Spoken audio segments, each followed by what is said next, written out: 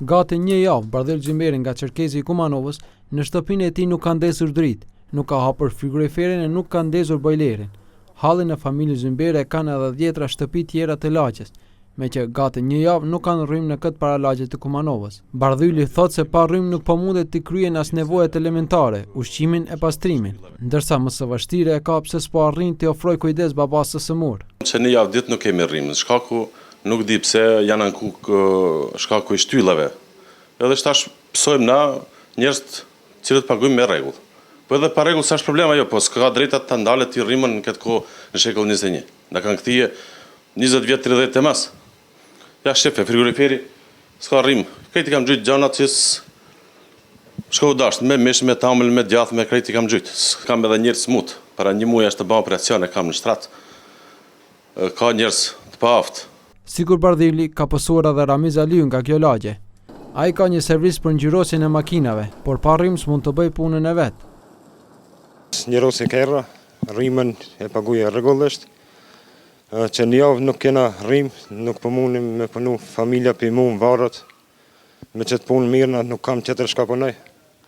Kina folën në Shkup, kina lajmëru rastin, kanë thonë vinë ekipa e rregullojnë edhe kanë lajmëru, nuk kanë ardhën që 5 hera 6 i kam lajmëru këtë rast, nuk e di se shka punë.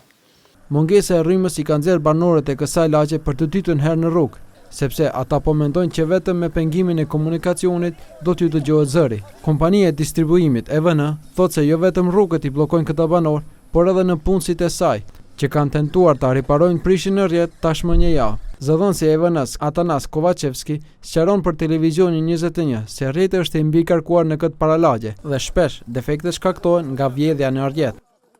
Arsyeja për defektet e shpeshta është vjedhja e rrymës elektrike në këtë vend banim. Apelojmë që të gjendet një zgjidhje në interes të përdoruesve. Tashmë disa herë ka filluar rikonstruimi i rrjetit dhe banorët e Çerkezit përsëri e ndërpresin.